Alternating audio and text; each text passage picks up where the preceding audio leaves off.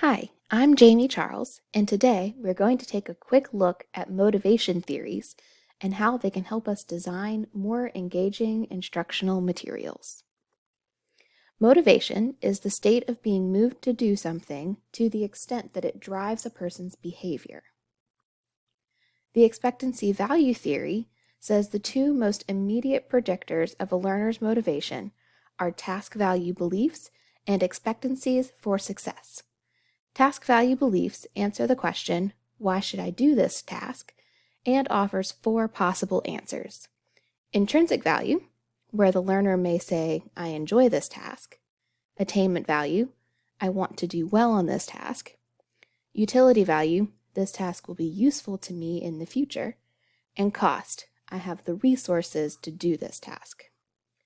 Expectancies for success refers to a learner's belief that they will do well on a task.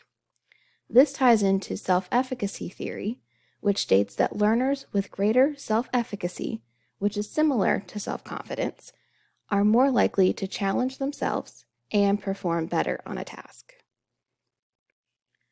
Self-determination theory states that motivation can differ in strength as well as orientation. The ultimate goal is for learners to be intrinsically motivated, but this can be rare, so there are 4 levels of extrinsic motivation that can lead up to intrinsic motivation. These levels are based on the degree of how self-determined or autonomous the learner's motivation is. External motivation is characterized by a desire to receive a reward or avoid punishment. Introjected motivation refers to the want to experience self-worth or avoid a feeling of guilt. Identified motivation is when a learner sees an activity as having a personally relevant value.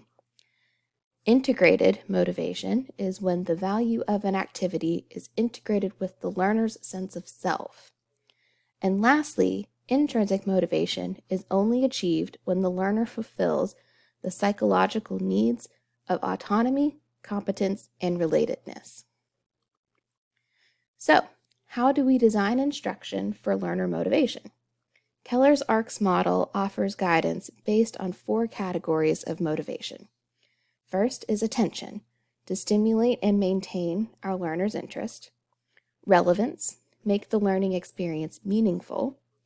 Confidence, make learners feel like they can succeed. And satisfaction, create positive consequences or rewards for learning. This was a very quick overview, but I hope this helps you understand how to design your learning with motivation in mind.